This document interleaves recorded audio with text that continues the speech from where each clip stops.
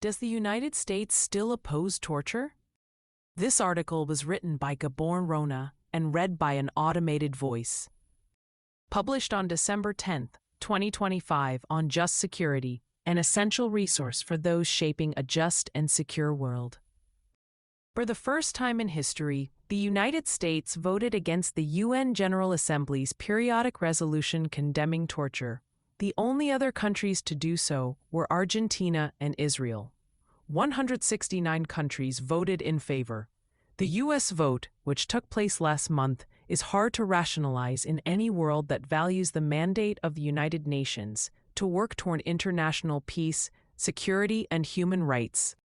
The General Assembly first resolved, by consensus, without a vote, to condemn torture in 1974, and since then, on a more or less triannual basis, with the United States always on board. More specifically, the previous Trump administration did not oppose the identically named and substantially similar resolutions in 2017, 2019, and 2020, all also adopted by consensus. In 1984, the General Assembly adopted the Convention Against Torture and Other Cruel, Inhuman, or Degrading Treatment or Punishment, the Torture Convention, or CAT. The convention entered into force in 1987. The United States was an active proponent of the convention, signed it in April 1988 during the Reagan administration, and ratified it in 1994. The United States has also largely complied with the requirement of the convention to conform its national legislation to prohibit and punish torture. It did so by passing the Torture Statute in 1994, which criminalizes torture, and the Torture Victim Protection Act in 1992, which creates a civil cause of action for victims of torture. Both laws create jurisdiction in U.S. courts for acts of torture committed outside the United States. The U.S. War Crimes Act also punishes torture in armed conflict on a universal jurisdiction basis, wherever committed in the world, by or against anyone, so long as the perpetrator is found in the United States. Thanks in part to highly bipartisan legislation updating that statute in December 2022. Thus, it is quite odd that the U.S. justified its vote against this year's resolution at the UN General Assembly's Third Committee meeting as follows. Thank you, Mr. Chair. The United States has made clear its intention to disengage from a majority of resolutions in the Third Committee this year. However, the United States would like to take this opportunity to reiterate our view that many of these resolutions recycle the same contentious or irrelevant issue year after year. Third Committee resolutions should be short, actionable, and forward-looking. Instead, many resolutions continue to include problematic language that does nothing to advance the United Nations' core mandate of maintaining international peace and security. The UN can no longer afford to waste its resources where there is little or no impact. The number of reports, conferences, and negotiations has grown beyond the point of ineffectiveness and waste to a level of dysfunction that makes it impossible to carry out vital work. Accordingly, the United States requests a vote and will vote no on this resolution. Mr. Chair, colleagues, we hope to work together in advance of next year's session of the Third Committee to make it more efficient, relevant, and effective. We refer you to the long-form explanation of position that will be posted on our mission's website for more information. Thank you. As of this writing, there has been no further explanation posted on the U.S. mission's website, and unlike the EU explanation that regretted the call for a vote on the resolution, rather than the traditional adoption by consensus, the U.S. explanation did not even bother to affirm its opposition to torture and, in fact, makes no reference to the substance of the resolution itself.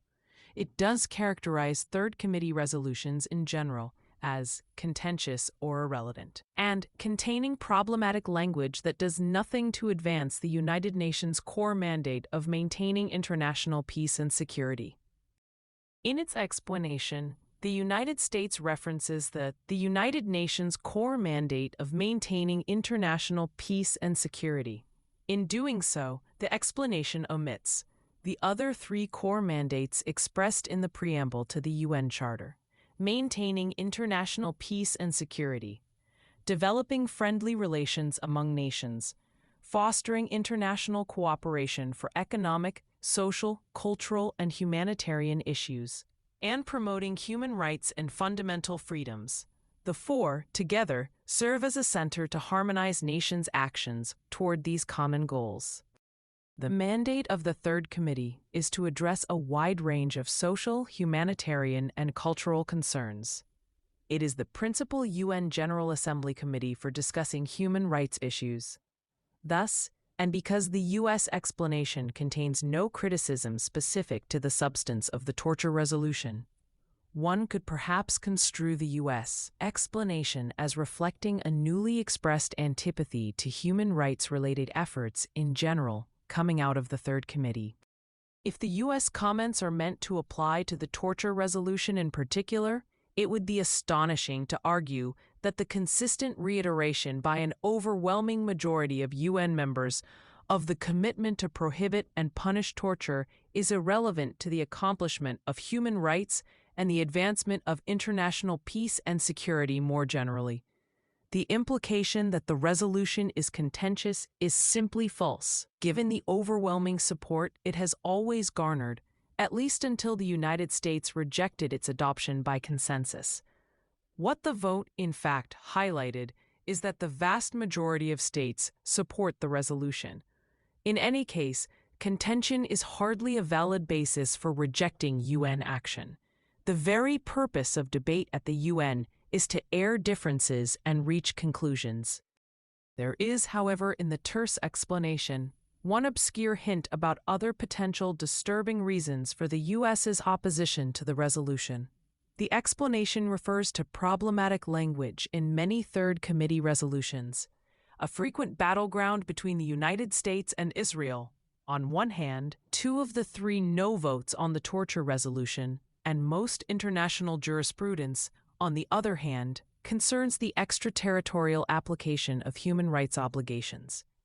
This dispute normally arises in connection with determination of the scope of application of the International Covenant on Civil and Political Rights, ICCPR, which obligates states party to respect and to ensure to all individuals within its territory and subject to its jurisdiction the rights recognized in the present covenant. The United States and Israel construe this language to limit the covenant's scope of application to national territory, whereas most international jurisprudence, including of the International Court of Justice and the ICCPR's Human Rights Committee, affirms that the covenant applies when states parties exercise jurisdiction and control outside their own territory.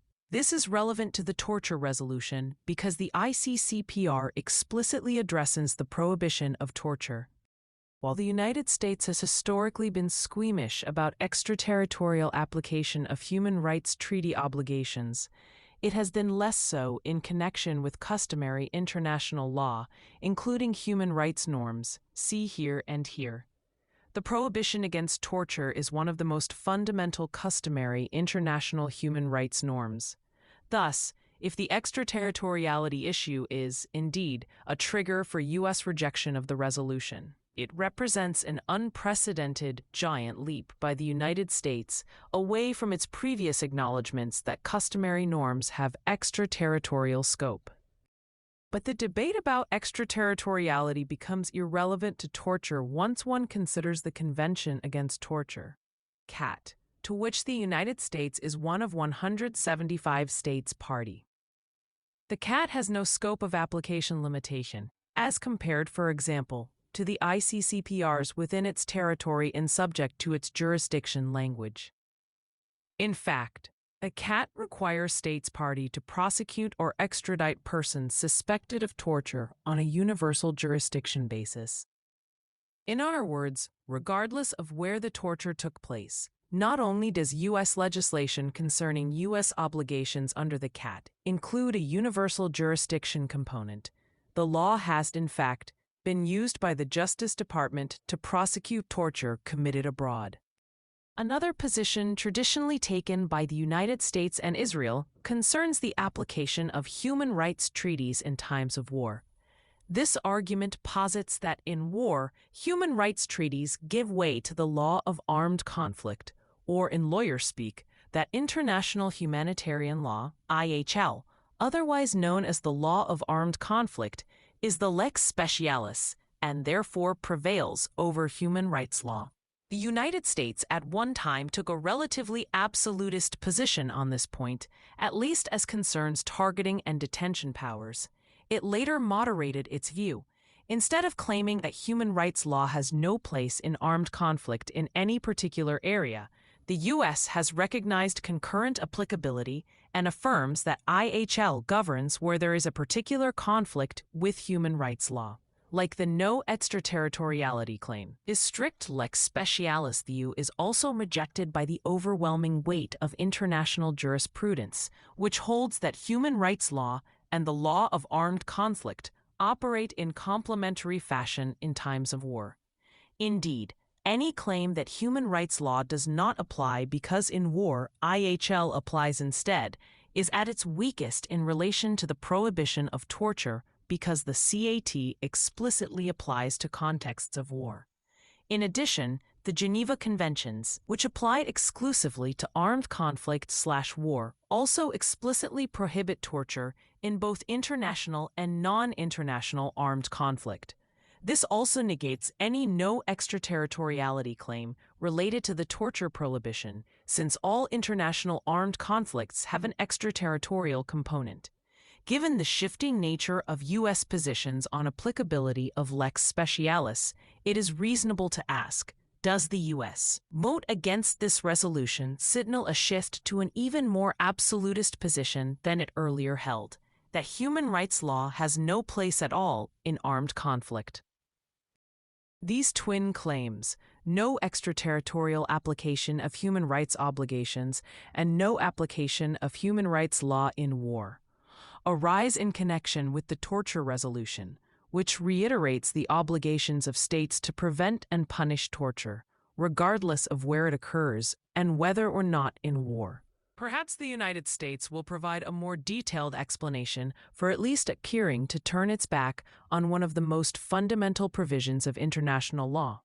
If it does so, it will hopefully confirm its understanding that human rights law does apply extraterritorially, as well as to contexts of armed conflict. It will also hopefully confirm its commitments under the CAT and Geneva Conventions, leaving no doubt that the United States recognizes the universality of the prohibition against torture, whether committed on U.S. soil or elsewhere, and whether committed in war or peace. Thank you for listening to this article, published on Just Security. To stay up to date on Just Security's analysis of law, policy, and current events, go to justsecurity.org. Subscribe to Just Security on Substack, and follow us on LinkedIn, Blue Sky, Facebook, Instagram, and Threads.